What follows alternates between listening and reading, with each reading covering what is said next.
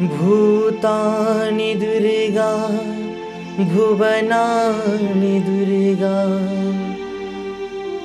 स्त्रियो नरश्चापि पशुश्च दुर्गा यदि यदि दृश्यं खलु सैव दुर्गा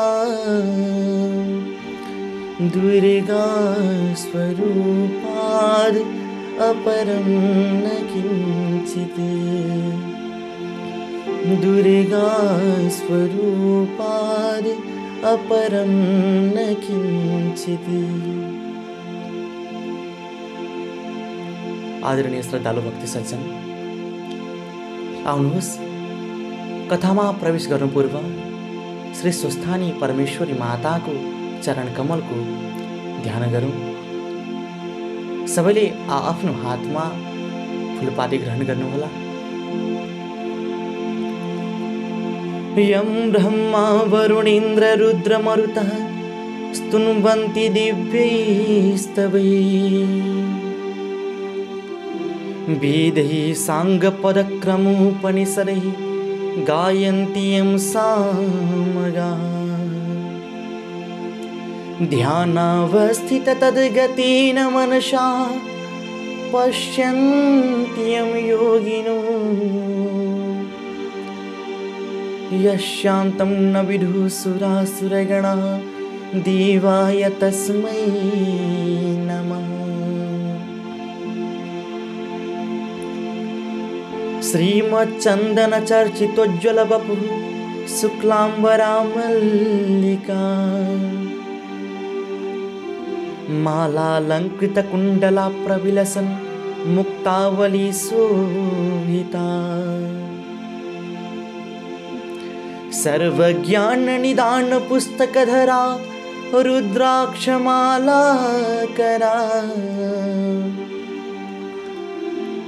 वाग्देवी वदनाम्बुजे वसतु मे त्रैलोक्यमाता चिरम् मूकं करोति वाचालं पङ्गुं लङ्घयते गिरिं यत्कृपातमहं वन्दे परमानन्दमाधवम्।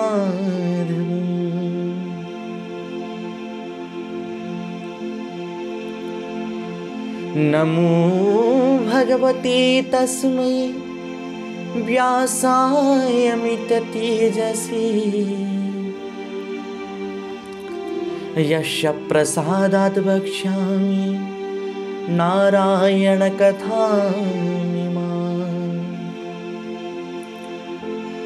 नारायणं नमस्कृत्य नरं चैव नरोत्तमं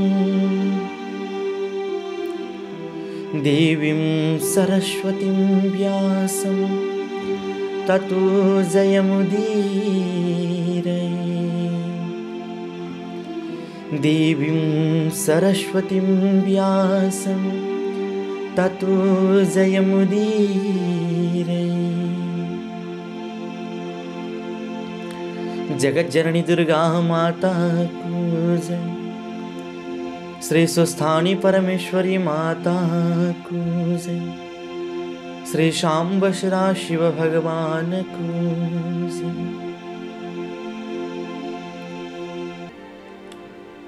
हे मुनि, तिमीले सोधेका सम्पूर्ण प्रश्नको मैले उत्तर दिइसके। अब तिमीलाई के सुन्ने चाहना छ? तिमी आफ्नो इच्छा प्रकट गर।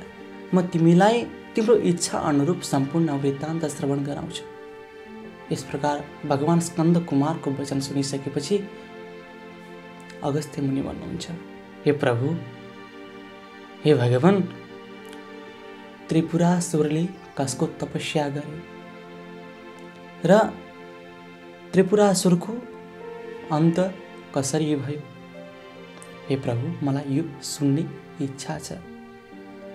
मलाई यस वृत्तान्तबारे कृपा गरी बक्सियोस्। इस प्रकार अगस्त्य मुनिको वचन स्वीकार गर्दै भगवान स्कन्द कुमार त्रिपुरासुरको कथा प्रसङ्ग सुनाउन थाल्नुहुन्छ। हे मुनि, अघि भगवान विष्णुले हिरण्याक्ष, हिरण्यकशिपु आदि दैत्यको वध गर्नुभयो। त्यसपछि सम्पूर्ण दानव वंश के भयो?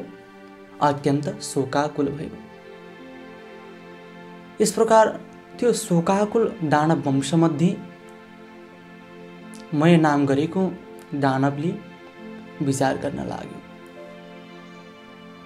हिरण्याक्ष र हिरण्यकशिपु बिना हाम्रो दानव वंश, कामदेव बिनाको रतिको गति जस्तै भइरहेको छ। त्यसकारण अब हामीले यो दानव वंशलाई जोगाउनु छ। यो संसारमा सम्पूर्ण त्रिलोकमा दानव वंशको जय जय होस्। यस प्रकार विचार गरेर मैयाले आफ्ना मित्र तारकाक्ष र विद्युत प्रभलाई डाकी सम्पूर्ण आफ्ना मनका इच्छाहरू सुनाए। तत्पश्चात तिनै दैत्यहरू हिमालयमा गएर तपस्या गर्न लागे।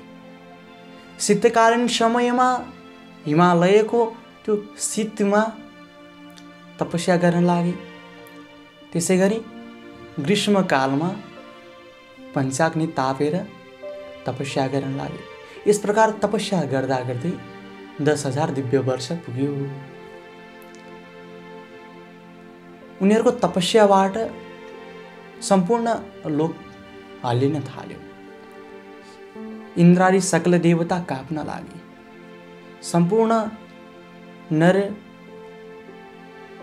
नर वानर, पशुपक्षी, देवलोक, राक्षस लोक, सम्पूर्ण लोकमा कम्पन सुरु हुन लाग्यो। यस प्रकार उनीहरूको तपस्याबाट ब्रह्माजी प्रसन्न भएर उनीहरूलाई दर्शन दिनुभयो र भन्नुहुन्छ, हे दानवहरूमा श्रेष्ठ वीर हो, तिमीहरूको तपस्याले म प्रसन्न भएको छु। तिमीलाई जे इच्छा छ सो वर माग। यस प्रकार ब्रह्माजीको वचन सुनिसकेपछि ती दैत्यहरू ब्रह्माजीको चरण कमलमा साष्टाङ्ग दण्डवत गरेर भन्छन्, हे प्रभु, हे भगवान, यदि हजुर साँच्चीकै हामीबाट प्रसन्न हुनुहुन्छ भने, यदि साँच्चीकै हजुरलाई हाम्रो तपस्याको प्रभाव परेको छ भने, हे प्रभु, हामीलाई अमरत्वको वरदान कृपा गरी बक्सियोस्। यस प्रकार ती दैत्यहरूको वरदान सुनिसकेपछि ब्रह्माजी के भन्नुहुन्छ, हे वीरो, म सृष्टिको क्रमबाट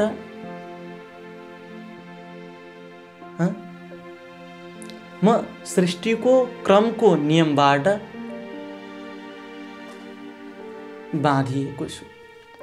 किनभने यो सृष्टि क्रमको लागि मैले कसैलाई पनि अमरत्वको वरदान दिन सक्दिनँ। जो जन्मन्छ त्यो मर्छ। त्यसकारण यो अमरत्वलाई छोडेर अरू जे चाहन्छौ तिमीहरूले त्यो वर माग्न सक्छौ। यस प्रकार ब्रह्माजीको वचन सुनिसकेपछि अनेक तरहले सोचेर ती दैत्यहरूले वर माग्न थाले। हे प्रभु, त्यसो भए हामी बल पराक्रमले अत्यन्त ठुला हौं। फेरि विमान समान जो हामी 3 पुर बनाउनेछौँ त्यसमा मनुष्यको गति नहोस्। हामी ठुला ठुला बलवान हौं, यही वरदान दिनुहोस्। र म मृत्युको लागि पनि वरको याचना गर्न चाहन्छु। हे प्रभु, जो हामीले 3 पुर निर्माण गर्छौं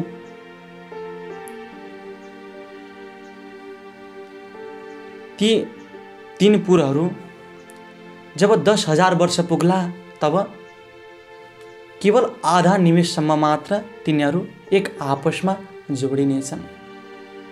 त्यही निमेषभर जसले आफ्नो अलौकिक बाण प्रहार गरेर ती तीन लोकलाई भस्म पार्न सक्ला, उसैको हातबाट नै हाम्रो वध होस्, त्रिपुरको वध होस्। यस प्रकार ती दैत्यहरूको भरयाचना सुनिसकेपछि ब्रह्माजी तथास्तु भनेर त्यहाँबाट अन्तर्धान हुनुहुन्छ। तब त्यो मय दानवले संसार नै नाश गर्ने इच्छा लिएर आदिकल्पमा 3 पुरको रचना गर्दो भयो। ती 3 पुरमा पहिलो फलामको, दोस्रो चाँदीको र तेस्रो सुनको बनायो। इस प्रकार अनेक मणिमाणिक्य जडेर ती 3 पुरको संरचना भयो। ती 3 पुरको उद्यानमा विभिन्न फलफुल का बोट बिरुवाहरू रोपिन थाले। ती पुरहरू चन्द्रमाको किरण लाग्नाले अति शीतल भएका स्थान स्थानमा आँखे झ्यालहरू बनेका, घरका अट्टालिकाहरू पनि अति अग्ला अग्ला, आँगनहरूमा पनि राम्रा राम्रा देख्दै मनलाई मोह पार्ने शिलाहरूले छापेका, स्थान स्थानमा सुनले मढेका उत्तम पुरद्वारहरूमा रङ्ग बिरङ्गका रत्न जडेका मुगा मोती मणिहरू स्थान स्थानमा जडाएर बिजुलीको प्रकाश समान रत्नहरूको चारैतिर प्रकाश फैलिएको बनायो।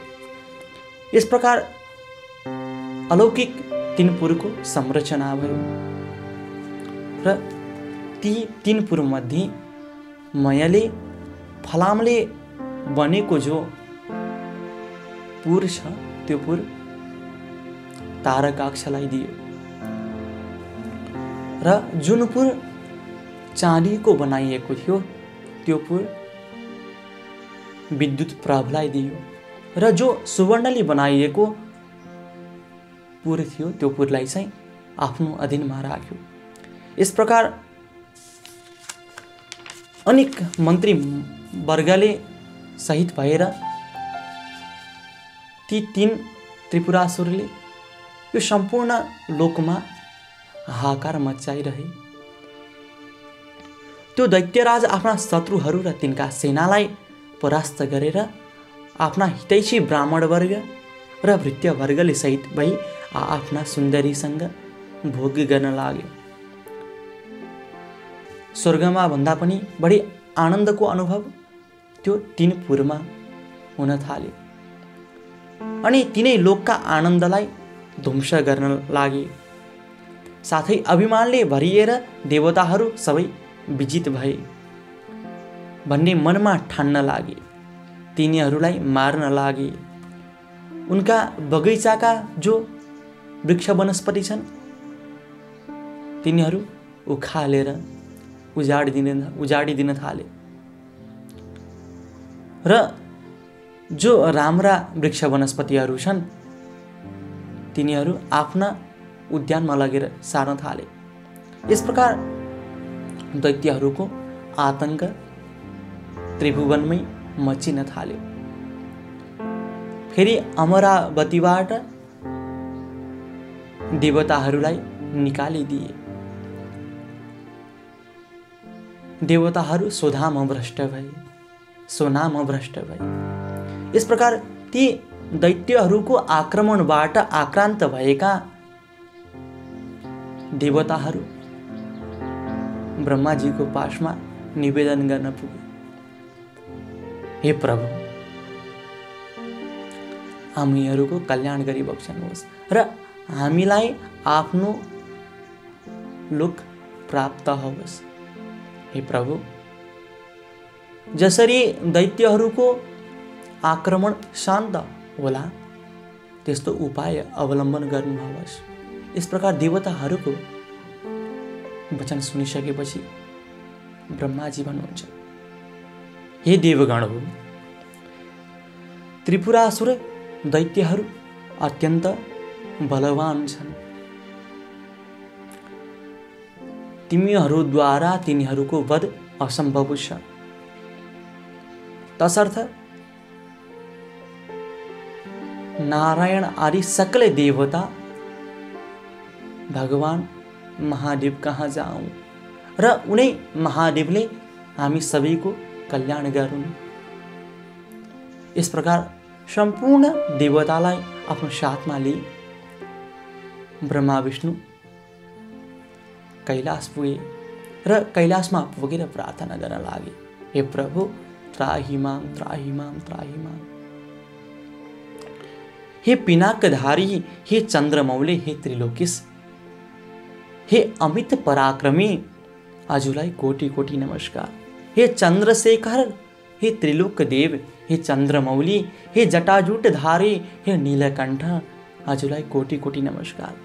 संसारलाई शरण लिने, नन्दीलाई वर दिने, देवताका पनि देवता यस्ता हजुरलाई कोटि कोटि नमस्कार।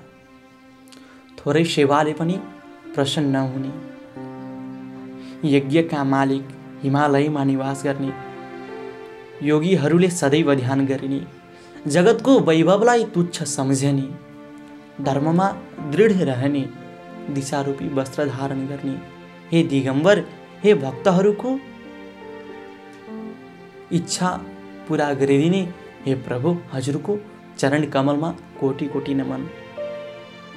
सूर्य चन्द्र इन्द्र वायु आदि देवताको सृष्टि र पालन गर्ने यस्ता हजुरलाई कोटि कोटि नमन। सूक्ष्म भन्दा पनि अति सूक्ष्म काल स्वरूप, नित्य स्वरूप, परम ब्रह्म स्वरूप हजुरको चरण कमलमा कोटि कोटि नमन। यो सम्पूर्ण चराचर जगतको सृष्टि स्थिति प्रलयका कारण, हे प्रभु हजुरलाई कोटि कोटि नमन।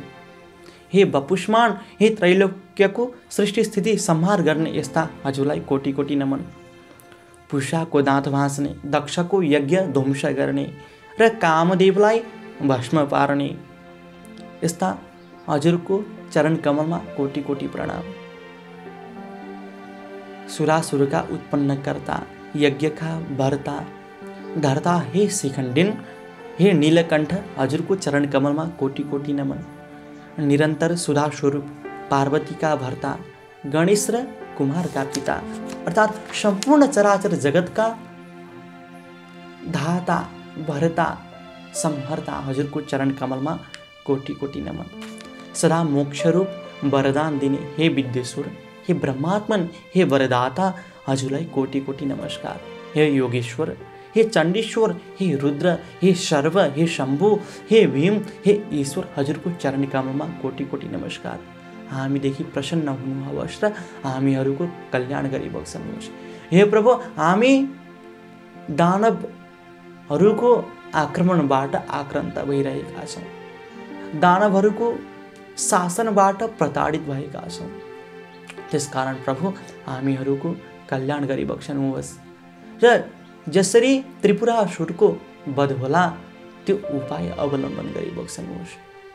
यस प्रकार देवताहरूको कातरपूर्ण प्रार्थना सुनिसकेपछि भगवान महादेव ती देवताहरूलाई सान्त्वना दिँदै भन्नुहुन्छ, हे देवगण, तिमीहरू यस प्रकार किन आक्रान्त छौ, किन भयभीत छौ? ती त्रिपुरासुरले तिमीहरूलाई के गरेर? मलाई सम्पूर्ण वृत्तान्त बताऊ, त्यसपछि जे गर्नुपर्ने हो म गरौँला। त्यसपछि देवताहरू निवेदन गर्छन्, हे प्रभु, ब्रह्माको वरले उन्मत्त भएर ती त्रिपुरासुरहरूले सम्पूर्ण लोकमा हाहाकार मचाइरहेका छन्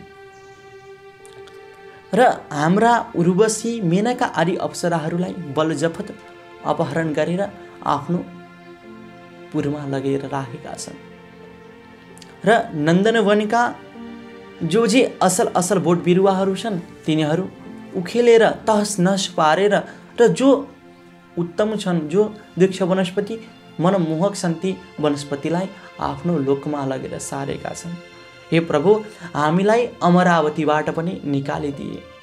हे प्रभु, अब ती दैत्यहरूको संहार गरी हामीलाई आफ्नो लोक प्रदान गरी बक्सनुहोस्। इस प्रकार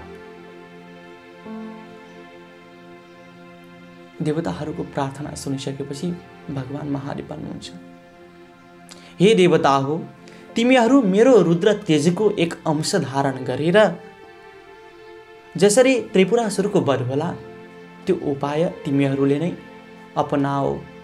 इस प्रकार महादेवको वचन सुनिसकेपछि डराउँदै देवताहरू भन्न लागे, हे प्रभु, हे भगवान, हामी हजुरका तेजका हजारौं अंशमध्ये एक अंश पनि धारण गर्न समर्थ छैन। रुद्र तेज धारण गर्न त परै जाओस्। हे प्रभु, हामीमा त्यो रुद्र तेज हेर्ने शक्तिसम्म पनि छैन। हे प्रभु, हामी उपर प्रसन्न भएर हामी उपर कृपा गरी बक्सनुहोस् र स्वयं त्रिपुरासुरको वध गरी बक्सनुहोस्। इस प्रकार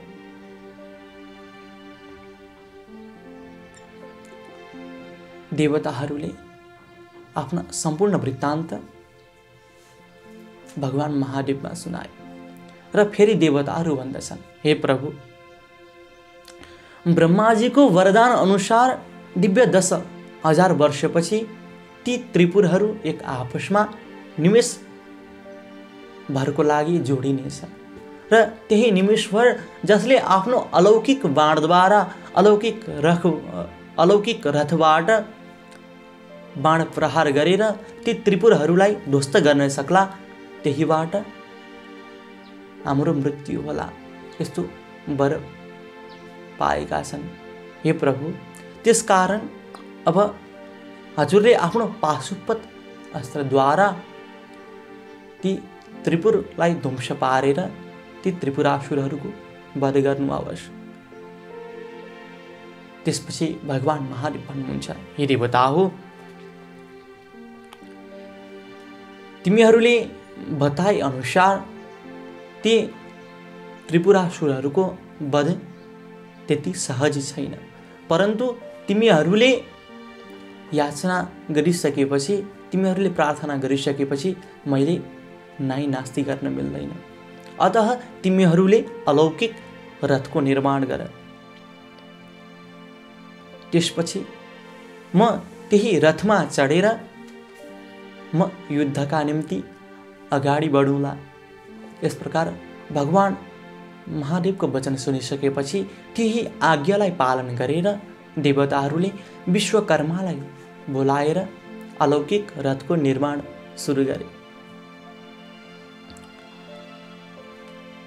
त्यो रथ कस्तो भन्दा देवताहरूको अवयव रूपी रथ, जसमा दुवै पाङ्ग्रा सूर्य चन्द्र भई दक्षिण पाङ्ग्रामा 12 सूर्यभूषण बनाइयो, बायाँ चक्रमा 27 नक्षत्र र 16 कलाभूषण गराइयो, 6 ऋतु रथका दायाँ बायाँ राखिए, आकाशको गजुर र पाङ्ग्रा अड्याउने दण्ड मन्द्राचलको बनाइयो, अयन र संवत्सर रथका वेग भई, 4 समुद्र रथका कुण्डलिका भई, गङ्गाले समस्त तीर्थ राम्रा राम्रा वस्त्र आभूषण पहिरी स्त्री रूप धारण गरेर हातमा चमर लिए रथमा उभिए। सारथी स्वयं ब्रह्माजी भए, ब्रह्मस्वरूप ओंकारको कोर्रा बनाएर विन्ध्याचलको छत्र निरूपण गरे र विन्ध्याचलको छत्र निरूपण गरे। मन्द्राचलको पार्श्वदण्ड बनाइयो। सरस्वती स्वयं घण्टा स्वरूपले बसिन् र भगवान नारायण अग्निबाणको टुप्पो भएर बसे। 4 वेद 4 घोडा भए, तारागणहरू घोडाका गहना भए। हे अगस्त्य मुनि, यसरी समस्त वस्तु तथा रथका अवयव देवता, यसकारण त्यो रथलाई देवतावयव रूपी रथको संज्ञा दिइयो।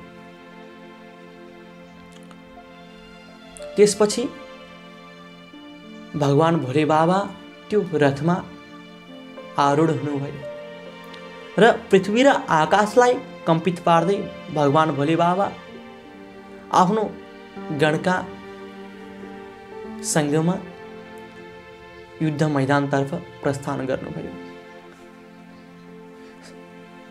त्यस रथका पछि शिवका गण शङ्कुकर्ण, चाण्डेश्वर, गणेश, नन्दी आदि प्रमथ गणहरू, शूलपट्टिस आदि अनेक शस्त्रास्त्र लिएर शङ्ख, भेरी, मृदङ्ग आदि बाजा बजाउँदै महादेव माथि अनेक थरीका पुष्पवृष्टि गर्न लागे।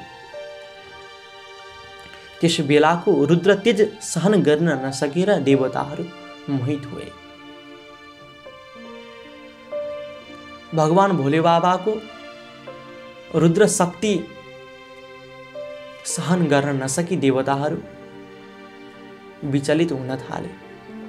त्यसपछि भगवान भोले बाबा ती देवताहरूमा कृपा गर्दै आफ्नो तेजलाई खिच्नुभयो र देवताहरूलाई सान्त्वना दिनुभयो र रथ अगाडि बढ्न पुग्यो। त्यसपछि यता देवर्षि नारद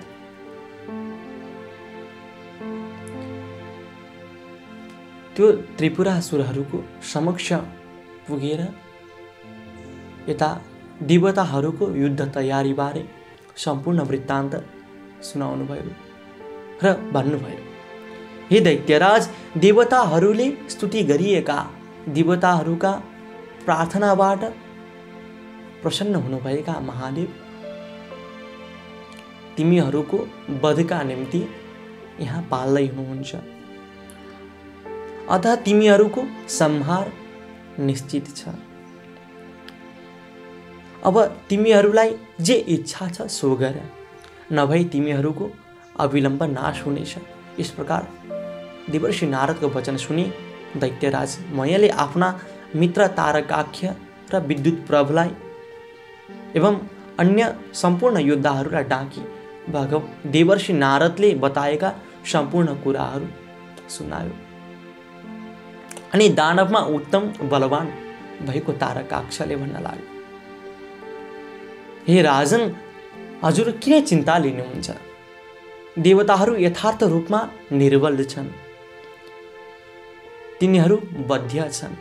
यो त्रिपुर भेदन गर्न सक्ने क्षमता कसैमा पनि छैन। यदि समस्त देवता, यक्ष, गन्धर्व, किन्नर आए पनि तिनीहरूलाई हामी साम, दाम, दण्ड, भेद आदि अनेक किसिमका प्रहारबाट तिनीहरूलाई भस्म गरिदिनेछौँ। त्यसकारण अथ जित्ने इच्छा भएका बलवान शत्रुलाई आफ्नो पराक्रमद्वारा दण्ड दिनु नै उचित हुन्छ। इस प्रकार वीर तारकाक्षको वचन सुनिसकेपछि विद्युत प्रभ भन्न लागे, हे राजन, श्रीहीन र बलहीन देवता कुनै प्रकारले पनि हामीसित युद्धमा धेरै बेर टिक्न सक्दैनन्। यदि कोही मूर्खता गरेर हामीसित युद्ध गर्न आउँछ भने त्यसको नाश अवश्य पनि निश्चित छ। फेरि अघिका हिरण्याक्ष र हिरण्यकशिपुको पद पाई हजुर 14 भुवनको निष्कण्टक राज्य भोग्नुहोला। इस प्रकार विद्युत प्रभको त्यस्ता वचन सुनिसकेपछि मयले शान्त स्वरमा भन्न लाग्यो, हे दैत्य हो, सुन्यो, अब हाम्रो नाशको समय आइपुग्यो। यति भनेर देह कम्पित पार्दै र शिर हल्लाउँदै फेरि भन्न लाग्यो, जो शत्रु आफूभन्दा बलियो र निर्बल छ भने त्योसित साम, दाम, दण्ड, भेद आदि नीतिको प्रयोग गर्न सकिन्छ। तर यी सम्पूर्ण चराचर जगतका स्वामी महादेव हुन्। यिनीसँग हामीले युद्ध कसरी गर्न सक्छौँ? उनी देवता र दानवभन्दा धेरै वर्ता श्रेष्ठ छन्। उनको एक चक्षुको निर्देश पर्नासाथ सम्पूर्ण चराचर जगत विलय हुन सक्छ। अतः उनको त्रिशूलको एक प्रहारले सम्पूर्ण चराचर जगतमा महाप्रलय निम्तिन सक्छ। त्यस्ता जगदीश्वर महादेवसँग हाम्रो पराक्रम कतिन्जेल टिक्ला। केवल महादेवको नगिस गई उनलाई नमस्कार गरौँ भन्ने मेरो आशय हो। यदि हामी उद्दण्ड भई कठोरता धारण गरेर उनका सामु युद्ध गर्न गयौँ भने केवल मृत्युलाई मात्र हामीले प्राप्त गर्न सक्दछौँ। ब्रह्मादि देवता पनि दुखी भएर जसका शरणमा धाउँछन् त्यस्ता महादेव सँग हामी कसरी युद्ध गर्न सकौँला? हे मित्र हो, त्यसकारण यो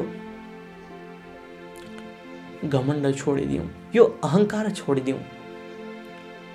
इस प्रकार मयको वचन सुनिसकेपछि देवर्षि नारद भन्नुहुन्छ, हे दानवीर हो, तिमीहरू सबै कालले प्रेरित छौ। त्यसै कारण युद्धका निम्ति तम्सिरहेका छौ। अब तिमीहरूको तपस्या सकियो। यदि संग्राम पछि यदि संग्राममा पछि हटेर नपुंसक झैं देवताहरूको शरणमा जानुभन्दा त संग्राममा लडी आफ्नो पौरख देखाएर युद्धमा लड्नु, युद्धमा मर्नु नै बेस ठान्दछु। यदि शिवका हातबाट तिमीहरू मर्यौ भने पनि तिमीहरूले शिवलोक प्राप्त गर्नेछौ, शिव सायुज्य प्राप्त गर्नेछौ। त्यसकारण हे दानव श्रेष्ठ, यदि तिमीहरूले मृत्यु वरण गर्यौ भने पनि अन्ततः भगवान भोले बाबाको प्रमथगणको अधिपति बन्न सकौला। यदि संग्राम नगरेर शरणमा पर्न गयो भने पनि देवताका हितका लागि महादेवले तिमीहरूलाई वध नगरी छोड्ने छैनन्। फेरि दानवहरूका राजा वीर पराक्रमी भएर पनि कायरतापूर्ण व्यवहार गर्नु उचित छैन। त्यसकारण अब तिमीहरूलाई जे इच्छा छ सो गर। यस प्रकार देवर्षि नारदको वचन सुनिसकेपछि अन्ततः सम्पूर्ण आफ्ना योद्धाहरूलाई बोलाएर युद्धका निम्ति दानवकुल सज्ज भयो। त्यसपछि दानवराज महेले मनमा नै विचार गर्न लाग्यो। अब सम्पूर्ण दानवकुलको संहार हुने बेला भयो।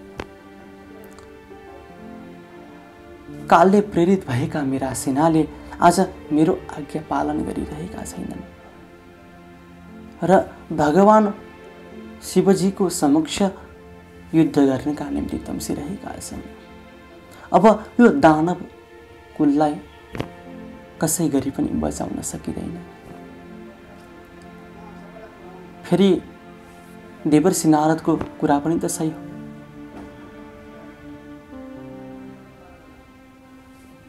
कायरतापूर्ण व्यवहार गर्दै कायर बनेर युद्धबाट भाग्नुभन्दा त युद्धमा वीरगति प्राप्त गरी बेस होला। यस प्रकार मनमा विचार गर्दै दानवराज महेले सम्पूर्ण आफ्ना दैत्य सेनालाई युद्धका निम्ति सज्ज गरे।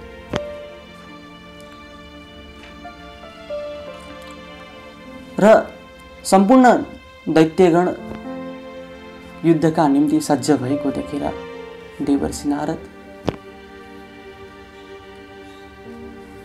मनमा प्रसन्नताको भाव ग्रहण गर्दै भगवान भोले बाबाको समक्षमा पुगेर सम्पूर्ण वृत्तान्त भगवान भोले बाबाको समक्षमा प्रस्तुत गर्नुहुन्छ। त्यसपछि भगवान भोले बाबाले पनि आफ्ना सम्पूर्ण गणलाई युद्धका निम्ति आज्ञा दिनुभयो। अनेक शस्त्रास्त्र लिए देवगण,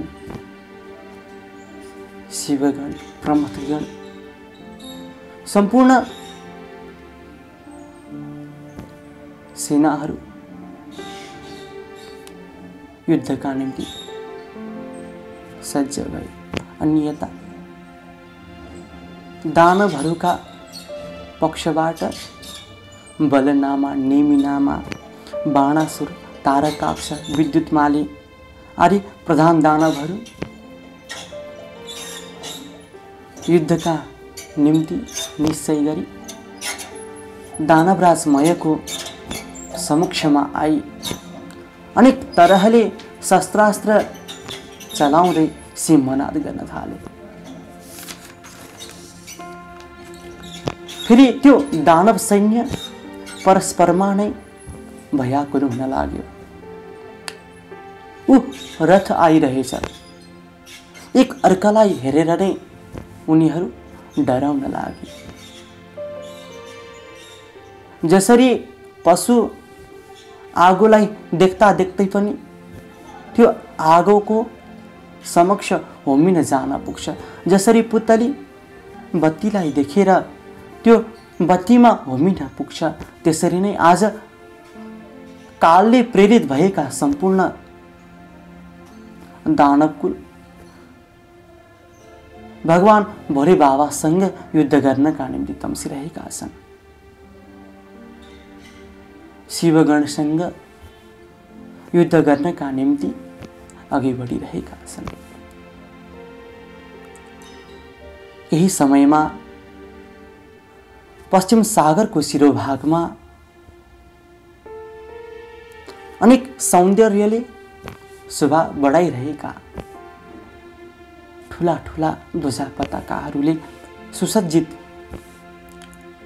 सुमेरु पर्वत समान त्रिपुर देखियो। त्यो त्रिपुर देख्न साथ देवगण लगायत सम्पूर्ण शिवगण सिंहनाद गर्जे झैं गर्जिन लागे।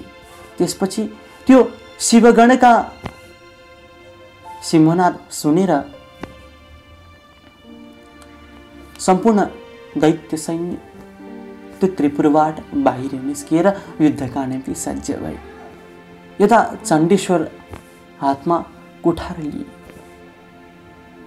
डरलाग्दो मुख पारेर शिवका दाहिने भागमा उभिए। फेरि देदीप्यमान त्रिशूल हातमा लिए शिवकै समान पराक्रम गर्ने इच्छाले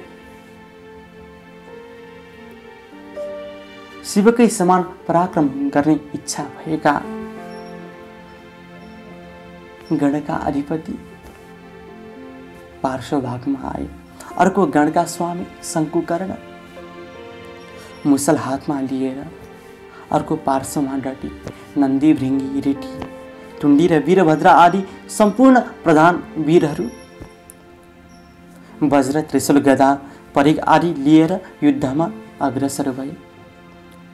यता दानवगण पनि शिवजीको रथ आएको देखेर अनेक शस्त्रास्त्र लिए युद्धका निम्ति अगाडि बढ्यो र सम्पूर्ण दैत्य सैन्य शिवगणमाथि जाइलागे। अनि दुवैतर्फ घनघोर संग्राम सुरु भयो। शिवजी पनि त्रिपुरलाई भस्म हुनै लागेको देखेर मनमा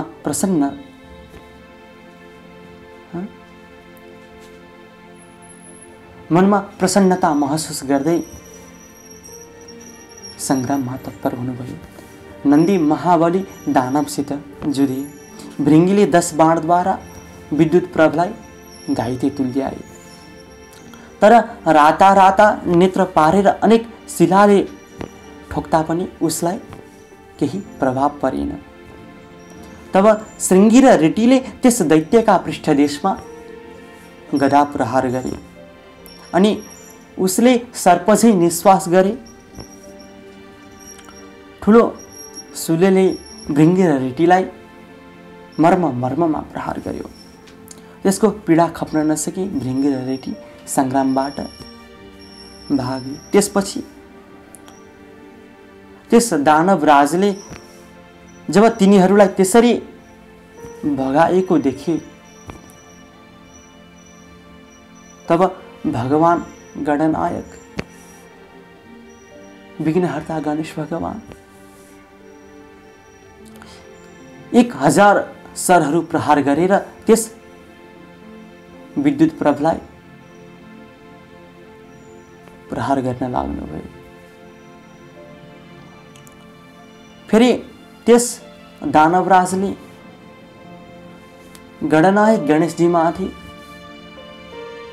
दिव्य 1000 सर प्रहार गरी घायल पार्यो। फेरि 63 र 10 बाण थपेर गणेशको सर्वाङ्गमा घाउ पार्यो। वैरीको त्यस्तो अदम्य साहस देखेर गणेशजी पनि रिसाई सुँड लाम्फो पारेर त्यस दैत्यको घाँटी बेटरेर परसम्म उखेलेर फालिदिनु भयो। जसरी मत्ता हात्तीले तलाउका नजिकमा रहेका वृक्ष वनस्पतिलाई निमोठेर फालिदिन्छ, त्यसरी नै आज विघ्नहर्ता गणेश भगवानले सम्पूर्ण दैत्य सैन्यलाई उखेलेर फाल्न लाग्नुभयो र विद्युत प्रभको गिण्डबाट शिर छेदन भयो। तर पनि त्यो दैत्य युद्धका निम्ति तम्सिरहेको थियो। त्यसपछि गणेशजीले त्यसको सम्पूर्ण शरीरलाई नै उचालेर परसम्म पछारिदिनु भयो। यसरी विद्युत प्रभको वध भयो। त्यो देखेर भृङ्गी र रिटीले स्तुतिगान गर्न लागे अनि नेमिनामा र बलनामा दुवै दानव रिसाई गणनायक गणेशजी माथि प्रहार गर्न लागे र अनेक प्रहार गर्दै गणनायक गणेशजीको सर्वाङ्गमा चोट पुर्याउन लागे। ती दानवलाई शङ्कुकर्णले बिचैमा रोकेर तिनका रथ सारथी ध्वजा र घोडा सम्पूर्ण नष्ट गरी विरथी तुल्याए।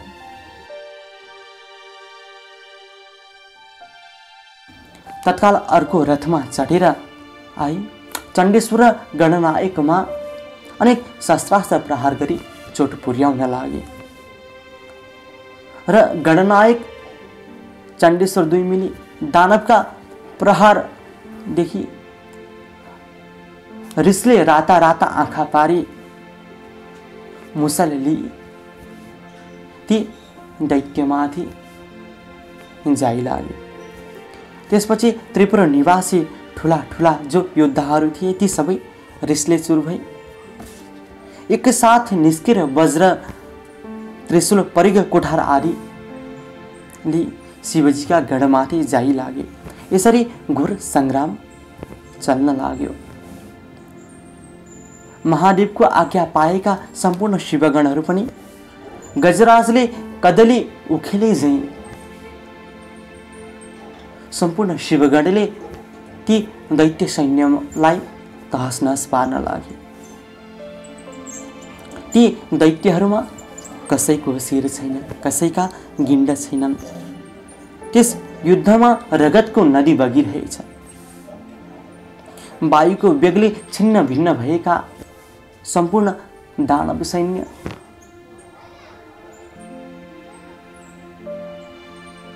यत्र तत्र भागिरहेछन्। जसरी पर्वतका शिखर लड्दा पृथ्वीमा कम्पन पैदा हुन्छ, त्यसरी नै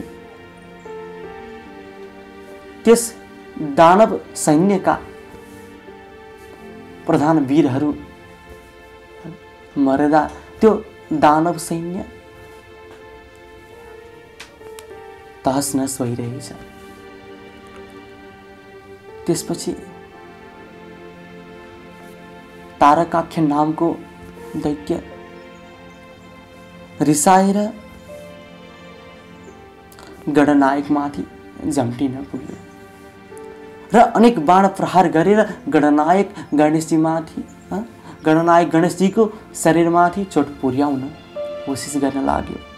तब शङ्कुकर्णले पनि अनेक तरहका दिव्य शस्त्र प्रहार गरी त्यस दैत्यलाई मूर्छा तुल्याए।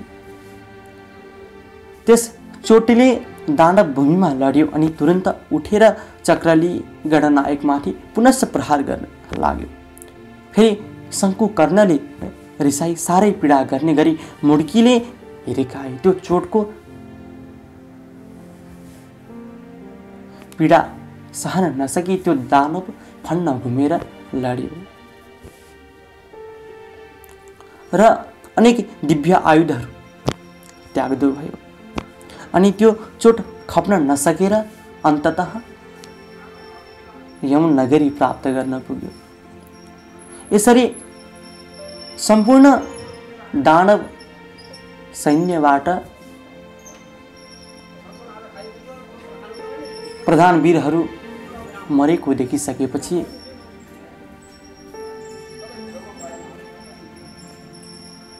दानवराज मयले आफ्ना सेनाहरूलाई आदेश दिन लाग्यो,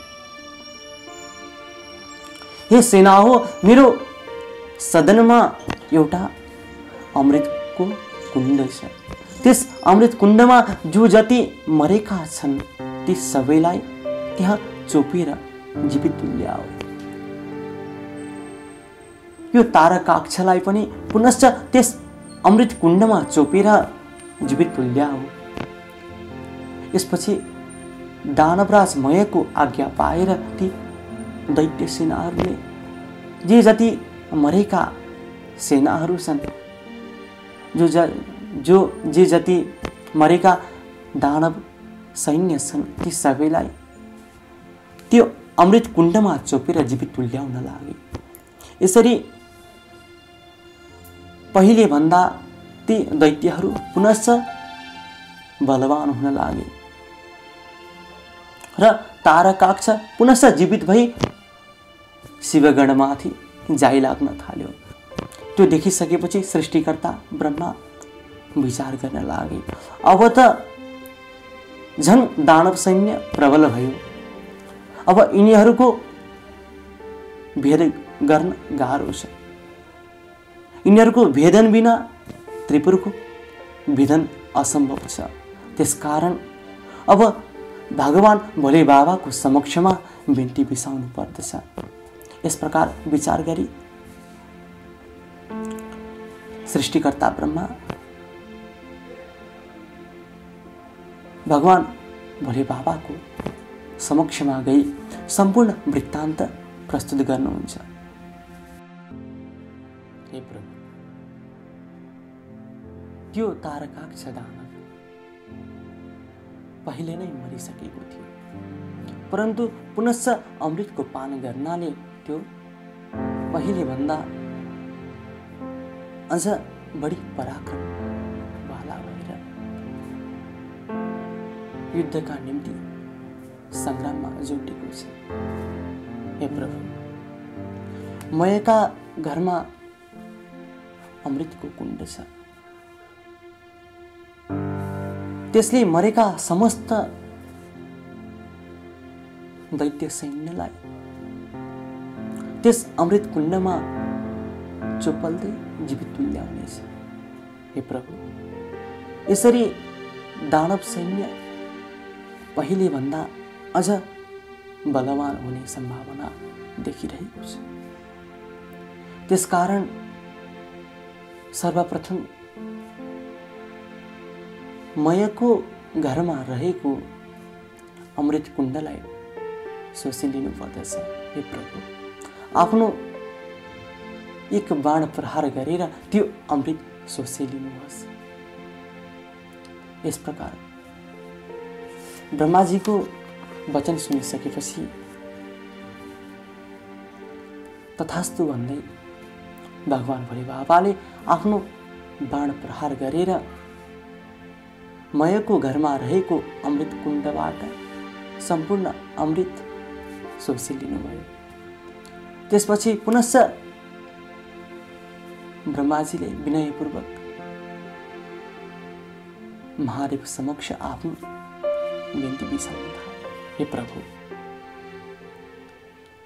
अब त्रिपुरसितको हाम्रो सङ्ग्राम नजिकै देख्दैछु। हे प्रभु, अब त्रिपुर दाह गर्ने समय मैले अघिआउँछ देख्दैछु। त्यसकारण हे प्रभु, विलम्ब नगरेर आफ्नो त्यो दिव्य बाण प्रहार गरी बक्सेर त्यो त्रिपुरलाई दाह गर्ने कार्यभार वहन गर्नुहोस्। हे प्रभु,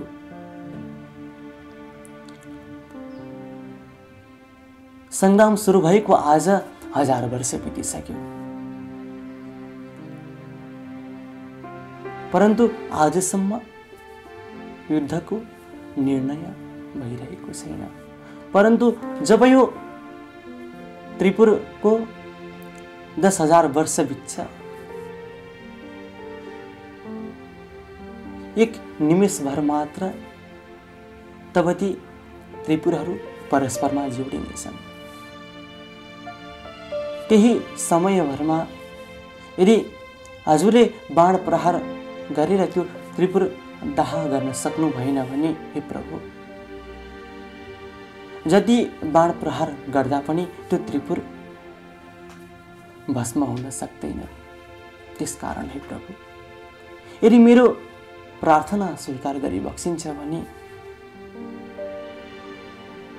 यदि हामीहरूलाई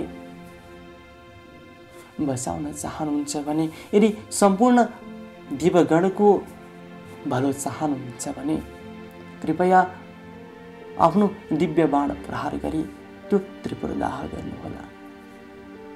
इस प्रकार ब्रह्माजीको विनयपूर्वक प्रार्थना सुनिसकेपछि भगवान भोले बाबाले अग्नि र सोमयुक्त उग्र बाण धनुमा राखी धनुलाई तलमाथि झुकाएर दिव्य 10,000 वर्ष पुग्न साथ जब ती त्रिपुरहरू आधा निमेष अर्थात् आँखा झिम्काउँदा जति समय लाग्छ त्यति समयका निमित्त ती त्रिपुरहरू परस्परमा जोडिए। त्यसै समयमा भगवान भोले बाबाले एक बाण प्रहार गरेर ती त्रिपुरलाई निश्चल पारी पुनश्च बाणको टुप्पामा अर्थात् जसको टुप्पामा अग्नि स्वयं स्थित थिए त्यस्तो नारायण रूपी बाण भगवान भोले बाबाले प्रहार गरी बक्सनुभयो र त्यस त्रिपुरलाई भस्म पार्नुभयो। त्यो बाण छुट्न साथ त्रिपुरका भव्य महलहरू ढल्न लागे। सम्पूर्ण त्रिपुरमा आगो लाग्यो। यत्र तत्र धिक धिक हा हा कष्ट कष्ट त्राहिमाम त्राहिमाम भन्ने शब्द सुनिन लाग्यो। त्यसपछि भगवान भोले बाबाले आफ्नो वाहन नन्दीलाई बोलाएर आज्ञा दिनुभयो, हे नन्दी, त्यो दानवराजमय मेरो परम भक्त हो, त्यसकारण त्यसलाई अग्निले नडढाऊ, मेरो आज्ञा अग्नि र मयलाई गएर सुनाइदेऊ। यस प्रकार भगवान महादेवको आज्ञा पाइसकेपछि नन्दीले वायु रूप धारण गरी अग्निभन्दा पहिले पुगेर दानवराजमयलाई भगवान भोले बाबाको आज्ञा सुनाइदिए। हे दानवराजमय, तिमी भगवान भोले बाबाका परम भक्त हो, त्यसकारण तिमीलाई अग्निले डढाउने छैनन्। अतः तिमी आफ्नो लोक अर्थात् पाताल लोकमा प्रस्थान गरे। इस प्रकार भगवान भोले बाबाको आज्ञा सुनिसकेपछि दानवराज मयले नन्दीलाई दण्डवत प्रणाम गरी आफ्नो सुवर्णको शिवलिङ्गलाई अङ्कमाल गर्दै त्यस सुवर्णमय शिवलिङ्गलाई साथमा लिएर त्यस दानवराज मयले पाताल तर्फको यात्रा प्रारम्भ गरे। त्यसपछि अग्निदेवले सम्पूर्ण त्रिपुरलाई दहन गर्न लागे अनि नन्दीले पुनश्च भगवान महादेवको समक्ष गई दानवराज आफ्नो लोक पाताल गएको सम्पूर्ण वृत्तान्त श्रवण गराउँदैछन्। त्यसबाट भगवान भोले बाबा प्रसन्न हुनुभयो र नन्दीलाई स्याबासी दिनुभयो। अब त्रिपुर भस्म हुन लाग्यो। त्यसका वेदी महल उद्यानहरू धमाधम भड्किएर लड्न लागे। अनेक दानव र तिनका परिवारहरू कराएको मात्र सुनिन लाग्यो। वस्त्र खुस्केका अनेक सुन्दरी स्त्रीहरू घरबाट बाहिर निस्की रोइ कराइरहेको आवाज सुनिन लाग्यो। अग्ला अग्ला महल र विमानहरूमा रहेका कठोर र उच्चस्तन भएका मदले विह्वल नेत्र भएका आफ्ना पतिका अत्यन्त प्रिय नारीहरू अग्निबाणले डराई घर घरमै यताउता दगुर्न लागे र कराउन लागे। जस्तै पर्वतमा भूमिकम्प हुँदा त्यहाँका किन्नरहरू व्याकुल भएका हुन्छन्, त्यस्तै आफ्ना पतिलाई भयले व्याकुल भई अङ्कमाल त्यस्तै आफ्ना पतिलाई भयले व्याकुल भई अङ्कमाल गर्न लागे। कोही डराई भाग्न लागे त कतिपय दानवगण आफ्ना स्त्रीहरूलाई काँधमा बोकेर भाग्न लागे। इस प्रकार त्यस त्रिपुरमा उत्पात मचियो। शिवको भक्तिले हीन अनि वस्त्राभूषणले हीन पर्वताकार देख्दैमा डरलाग्दा काला दानवहरू डढेर मसान घाटमा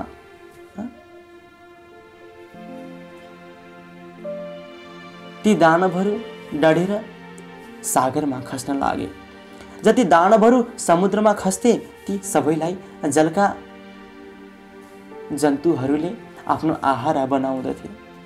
कतिपय दानवहरू त आफ्ना स्त्री वा पत्नीको अवस्था देखेर खप्न नसकी सागरमा आम फालेर मर्न लागे। रतिका अत्यन्त खेदित भएका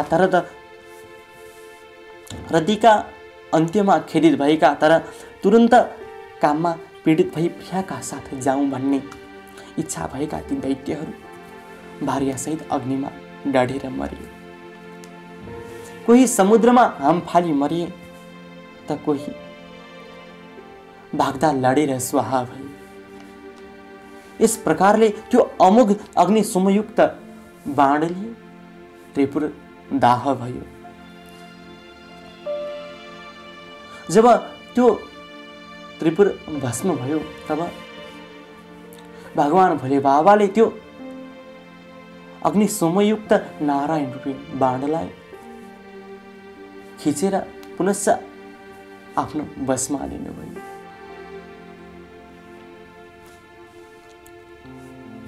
इस प्रकारले त्यो अविद्य त्रिपुर भगवान भोले बाबाले भस्म गरेको देखिसकेपछि सम्पूर्ण देवताहरूले पुष्पवृष्टि गर्न लागे। जय जय हो शम्भो, जय जय हो भनेर भगवान भोले बाबाको नाममा जयकार लगाउन लागे। तब भगवान भोले बाबाको चरण कमलमा देवताहरू प्रार्थना गर्दछन्, हे प्रभु, आज हजुरको हातबाट जुन रौद्र कर्म भयो त्यो अन्य कसैबाट न भएको थियो, न हुन्छ न हुने नै छ। हे प्रभु, हे शङ्कर, हे प्रभु, हजुरको यो कामले गर्दा आज हामीहरूको कल्याण भएको छ। हे प्रभु, आज हामी सम्पूर्ण देवताहरूको कष्ट निवारण, हामी सम्पूर्ण देवताहरूको कष्ट निवृत्त भएको छ। अतः हजुरलाई कोटि कोटि नमस्कार।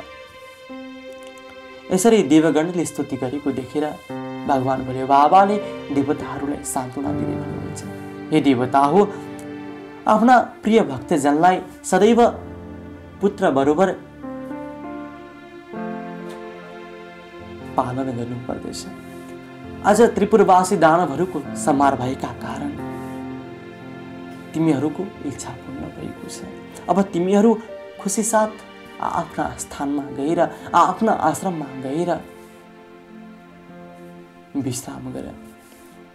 भगवान महादेवको यस प्रकारको आज्ञा प्राप्त गरेर सम्पूर्ण देवता, यक्ष, गन्धर्व, किन्नर, नरनाग, अप्सराहरू आफ्नो आश्रमतर्फ लागे। सम्पूर्ण देवगणहरू आफ्नो आश्रममा गइसकेपछि नन्दी, भृङ्गी, भूत, प्रेत, पिशाच, साकिनी, डाकिनी जस्ता प्रमथगण लिई भगवान भोले बाबा कैलाशपुरी पाल्नुभयो। यसरी त्रिपुरको दाह भयो। हे अगस्त्य मुनि, यो सहसा कसैले पनि वर्णन गर्न नसक्ने त्रिपुर दाह मैले तिमीमाझ प्रस्तुत गरेँ। जो शिवभक्त यस त्रिपुर दाहबारे कथा श्रवण गर्ला त्यसले गरेका सम्पूर्ण जन्म जन्मान्तरका पापहरू क्षणभरमै नासिनेछन्।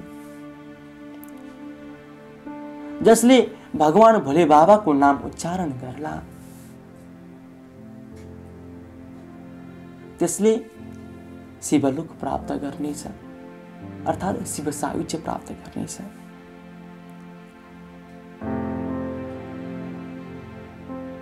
जसले यो कथामा प्रेम राख्ला,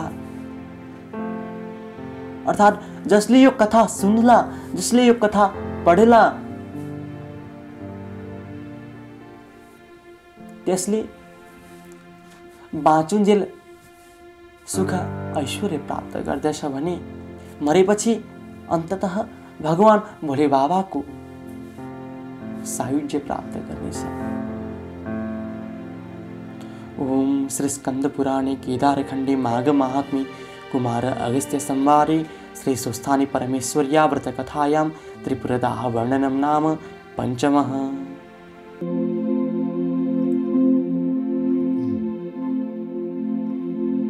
भक्तजन, आउनुहोस् अब आजको सत्रलाई हामी यहीँ बिट मार्छौँ। तत्पूर्व भगवतीको चरण कमलमा पुष्पाञ्जली अर्पण गरौँ। त्यसका निम्ति सबैजनाले आफ्नो करकमलमा फुलपाती लिनुहोला र मनमा भगवतीको स्वरूपको चिन्तन गर्नुहोला।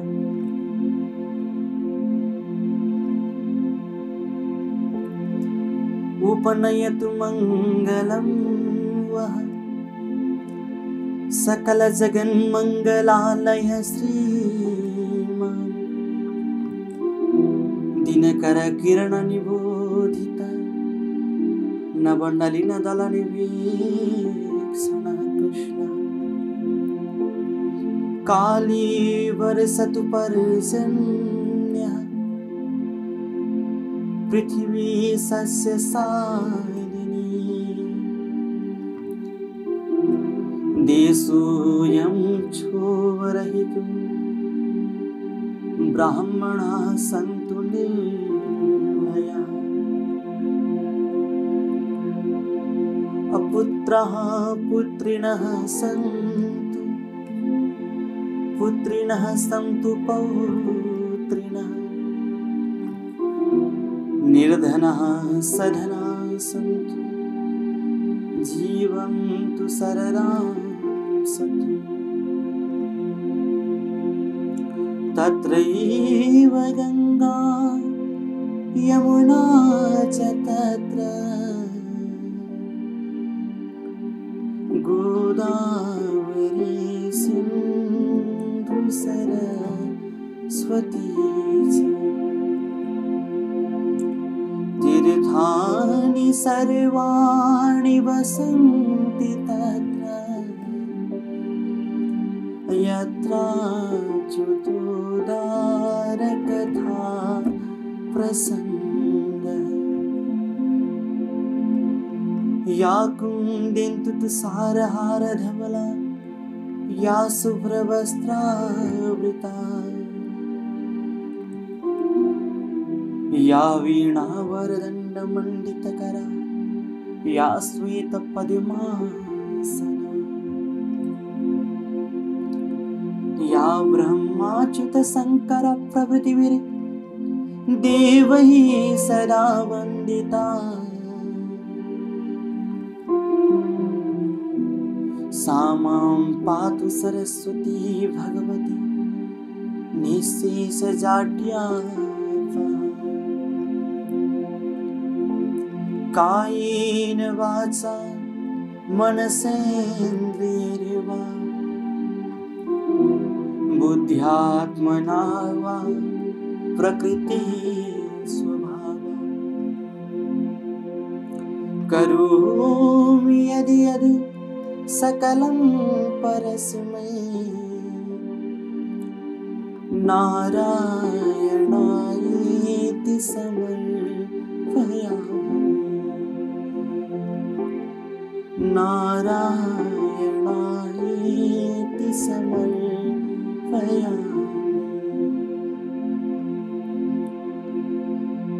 जगज्जननी दुर्गा माता को, श्री स्वस्थानी परमेश्वरी माता को, श्री सांब सदाशिव भगवान को,